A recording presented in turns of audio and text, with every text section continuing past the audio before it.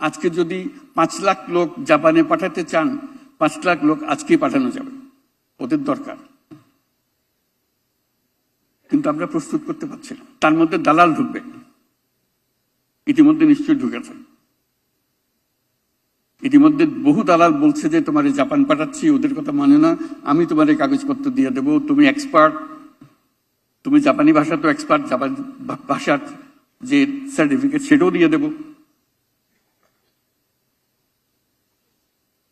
সেজন্য জাপান ঠিক করেছে জাপানি ভাষার পরীক্ষাটা তারা নেবে, এরা আমাদের কাগজের উপরে বিশ্বাস করতে না হয়। এই হলো আমাদের অবস্থা। আমরা এরকম হলাম কেন?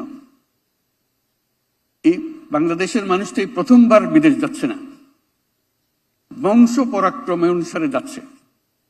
যে কারণে আমরা বিলাতে যেতে পেরেছি, রেস্টুরেন্ট খুলতে পেরেছি, ছেলে মেয়েকে স্কুল কলেজে পাঠাতে পেরেছি, তারা ব্যবসা বাণিজ্যে উপরে উঠেছে, তারা রাজনীতিতে যোগ দিয়েছে, তারা এমপি হয়েছে, তারা মন্ত্রী হয়েছে।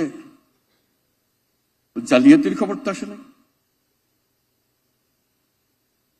এত যুগ আগে তারা পারলো, আমরা পারতেছি না কেন? আমাদের ক্ষেত্রে এরকম হচ্ছে কেন? আমাদের তো সুনাম,